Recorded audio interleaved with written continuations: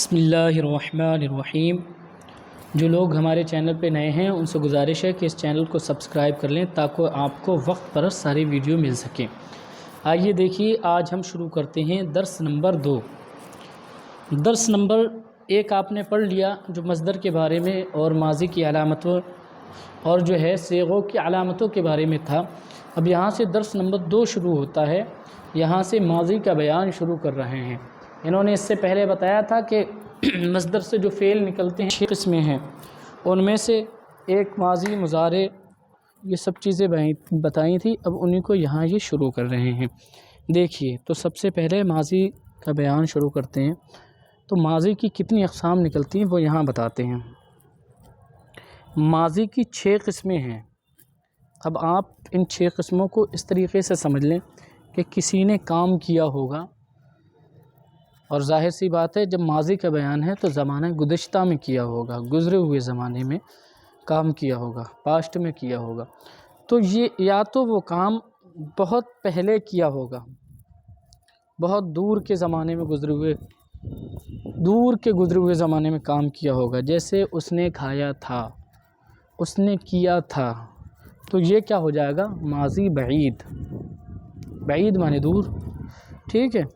اور اگر اس نے بہت قریب کے زمانے میں کام کیا ہے، جیسے اس نے کیا ہے، اس نے کھایا ہے، اس نے پیا ہے، تو وہ کیا ہو جائے گا؟ ماضی قریب، ٹھیک ہے۔ اب کسی کام کا زمانہ گزشتہ میں، گزرے ہوئے زمانے میں، پاسٹ میں کسی کام کا لگاتار ہونا پایا جائے تو وہ ہو جائے گا ماضی استمراری۔ جیسے وہ کرتا تھا، وہ کھاتا تھا، وہ دوڑتا تھا، ہم سب ہنستے تھے، ٹھیک ہے۔ اب گزرے ہوئے زمانے میں یعنی پاسٹ میں کسی چیز کے اندر شک سمجھا جائے، کسی کام کے اندر شک سمجھا جائے تو وہ ہو جائے گا ماضی احتمالی۔ جیسے اس نے کیا ہوگا، اس نے کھایا ہوگا، ہاں وہ گیا ہوگا۔ اب گزرے ہوئے زمانے میں کسی کام کی تمنا کی جائے تو وہ ہو جائے گا ماضی تمنائی۔ جیسے کاش کہ میں وہاں جاتا، کاش کہ میں وہاں ہوتا، کاش کہ میں ایسا کرتا، تو یہ کیا ہو جائے گا؟ ماضی تمنائی۔ اب اگر کسی کام کے اندر زمانہ گزشتہ میں کوئی کام کیا گیا ہو اور اس میں یہ شرطیں نہ پائی جائیں کہ کب کیا گیا، کس زمانے میں کیا گیا، قریب میں کیا گیا، بعید میں کیا گیا، لگاتار کیا گیا، یا وہ اس کے اندر شک سمجھا جائے، اس کے اندر تمنا کی جائے، یہ سب چیزیں نہ ہوں، یہ ساری قیودات نہ ہوں، بلکہ وہ مطلق ہو، اس میں کوئی قید نہ ہو، تو وہی ہو جائے گی ماضی مطلق۔ جیسے ہم کہیں اس نے کیا، اب اس میں یہ نہیں ہے کہ قریب کے زمانے میں کیا، دور کے زمانے میں کیا، ابھی کیا، کل کیا، پرسوں کیا، یہ سب کچھ نہیں ہے۔ تو یہ سب کچھ نہ ہو تو ہے ماضی مطلق۔ اور اگر کوئی قید لگ جائے، قریب کی قید لگ جائے، یا بعید کی قید لگ جائے، یا استمرار کی قید لگ جائے، یا تمنا اور جو ہے کسی چیز کے اندر احتمال وغیرہ کی قید لگ جائے، تو اس وقت وہ ماضی اسی کے ساتھ متعلق ہو جائے گی اور اس کا وہی نام ہوگا قریب، اسے قریب، بعید، استمراری، تمنائی وغیرہ اس طریقے سے نام دیے جائیں گے اس کے متعلق ہونے کی وجہ سے۔ اب یہاں چونکہ ماضی مطلق کا بیان شروع کرنا ہے، تو دیکھیے ماضی مطلق وہ ماضی کی 6 قسمیں ہیں، فعل ماضی کی 6 قسمیں ہیں۔ ماضی مطلق، ماضی قریب، ماضی بعید، ماضی استمراری، ماضی احتمالی، ماضی تمنائی۔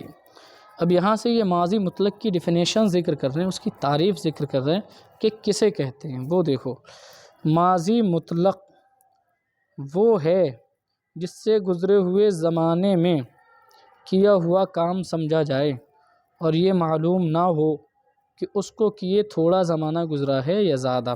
پہلی شرط کہ گزرے ہوئے زمانے میں ہو، کیونکہ یہ ماضی ہے تو گزرے ہوئے زمانے میں ہوگا، اور یہ قریب، بعید وغیرہ کی شرط نہ ہو، یہ معلوم نہ ہو کہ تھوڑا زمانہ گزرا ہے یا زیادہ۔ اگر تھوڑا یا زیادہ زمانہ معلوم ہو جائے گا تو پھر وہ اس زمانے کے اعتبار سے ماضی ہو جائے گی، قریب یا بعید وغیرہ۔ تو اس میں یہ ہے، سیدھی آپ اس کی تعریف اس طرح سے یاد کر لیں کہ ماضی مطلق وہ ہے جس سے گزرے ہوئے زمانے میں کیا ہوا کام سمجھا جائے اور یہ معلوم نہ ہو کہ اس کام کو کیے تھوڑا زمانہ گزرا ہے یا زیادہ۔ اب یہاں انہوں نے ماضی مطلق بتا دیا، اب اس کے بنانے کا قاعدہ بتاتے ہیں کہ ماضی مطلق کیسے بنائی جاتی ہے۔ تو دیکھیے آپ نے اس سے پہلے مصدر تو پڑھ ہی لیا ہے۔ مصدر وہ ہے جس کے آخر میں دن یا تن موجود ہو، جس سے دوسرے لفظ بنے اور جس کے آخر میں دن یا تن موجود ہو۔ تو پروردن ہے مصدر، اسی پروردن سے ہم ماضی مطلق بنائیں گے کیسے؟ تو وہ سنیں، مصدر کے آخر سے نون اور اس سے پہلے زبر کو گرا کر ماضی مطلق بناتے ہیں، جیسے پروردن۔ اب پروردن سے نون گرا دیں، اب دال بچا، دال پہ زبر بچا، پروردا ہوا، اس دال کا زبر بھی وہ ساکن میں بدل دیں تو ہو جائے گا پرورد۔ مصدر کے آخر سے نون اور اس سے پہلے زبر کو گرا کر کے ماضی مطلق بناتے ہیں، جیسے پروردن سے پرورد۔ یہ ہو گیا ماضی مطلق بنانے کا قاعدہ۔ اب اسی میں ساری علامتیں جڑتی ہوئی چلی جائیں گی اور یہ اس کی گردان ہے۔ دیکھو گردان ماضی مطلق معروف، یہ معروف کی آپ گردان دیکھیں، آپ کو اسے اس طرح یاد کرنا ہے۔ گردان ماضی مطلق معروف، پرورد اس نے پالا، صیغہ واحد غائب، پروردند انہوں نے پالا، صیغہ جمع غائب، پروردی تو نے پالا، صیغہ واحد حاضر، پروردید تم نے پالا، صیغہ جمع حاضر، پروردم میں نے پالا، صیغہ واحد متکلم، پروردیم ہم نے پالا، صیغہ جمع متکلم۔ اس طرح سے یہ پوری گردان ایک کے بعد ایک یاد کرنی۔ پرورد اس نے پالا، پروردند انہوں نے پالا، پروردی تو نے پالا، پروردید تم نے پالا، پروردم میں نے پالا، پروردیم ہم نے پالا۔ اس کے بعد یہ سوال ہیں، ان کے جواب آپ کو خود حل کر کے لانے ہیں، کم سے کم اتنا تو آپ خود کر ہی سکتے ہیں، سارے آسان ہیں، اس میں کوئی ایسی بات نہیں ہے۔ اب اس کے بعد دیکھیے نیچے یہ الفاظ دیے ہوئے ہیں، گفتن، گفتن مانے کہنا، شنیدن، شنیدن مانے سننا، نوشتن، نوشتن مانے لکھنا، خواندن، خواندن مانے پڑھنا، خوردن، خوردن مانے کھانا، نوشیدن، نوشیدن مانے پینا۔ اب یہ سارے الفاظ سے پہلے آپ کو یہ گردان پوری کرنی ہے۔ جیسے گفتن مانے کہنا، گفت اس نے کہا، صیغہ واحد غائب، گفتند انہوں نے کہا، صیغہ جمع غائب، گفتی تو نے کہا، صیغہ واحد حاضر، گفتید تم نے کہا، صیغہ جمع حاضر، گفتم میں نے کہا، صیغہ واحد متکلم، گفتیم ہم نے کہا، صیغہ جمع متکلم۔ شنید، شنید، شنیدن، شنیدی، شنیدے، شنیدم، شنیدیم ترجمے کے ساتھ۔ خواند، خواندند، خواندی، خواندید، خواندم، خواندیم۔ نوشت، نوشتن، نوشتی، نوشتے، نوشتم، نوشتیم۔ خرد، خردند، خردی، خردید، خردم، خردیم۔ نوشید، نوشیدند، نوشیدی، نوشیدید، نوشیدیم، نوشیدید، نوشیدم، نوشیدیم۔ اس طریقے سے آپ کو ساری گردانیں یاد کرنی۔ میں نے درس لمبا نہ ہو اس لیے بغیر ترجمے سے آپ کو بتا دیں، لیکن آپ کو یہ ساری گردانیں ترجمے کے ساتھ یاد کرنی ہیں۔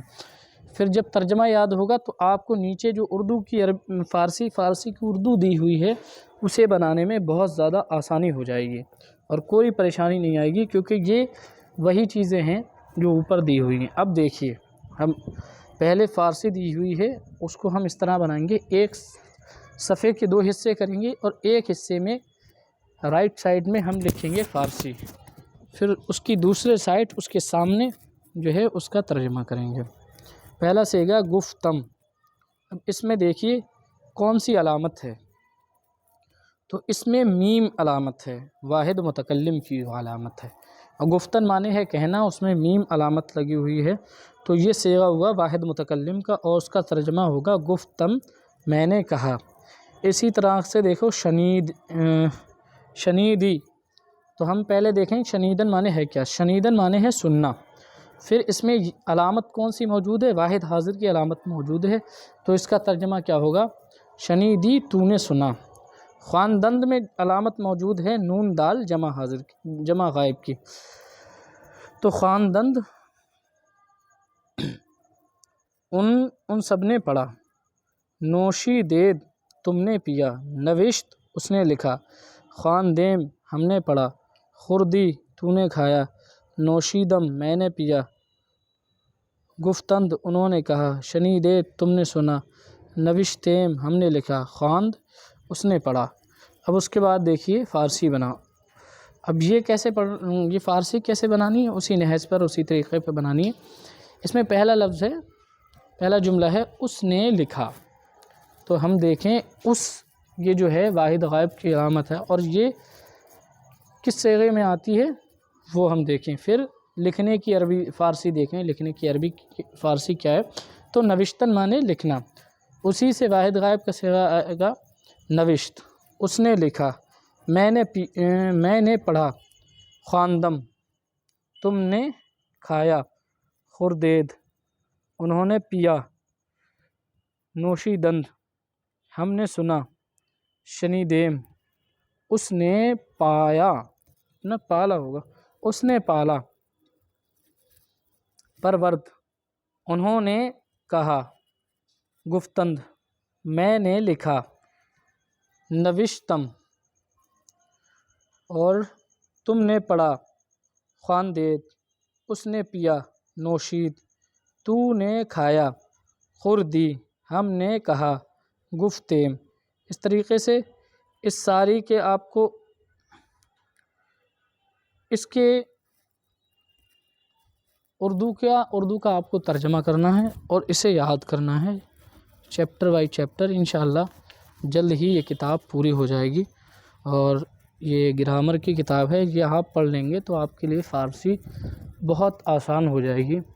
اور یہ بڑی چھوٹی سی گرامر ہے، کوئی زیادہ لمبی چوڑی اس میں بحث نہیں کی گئی ہے، لیکن انشاءاللہ اسے آپ اچھی طرح سے پڑھ لیں گے تو یہی آپ کے مستقبل کے لیے کافی ہو جائے گی، اور اسی کی گرامر سے آپ سارا فارسی لٹریچر حل کر لیں گے۔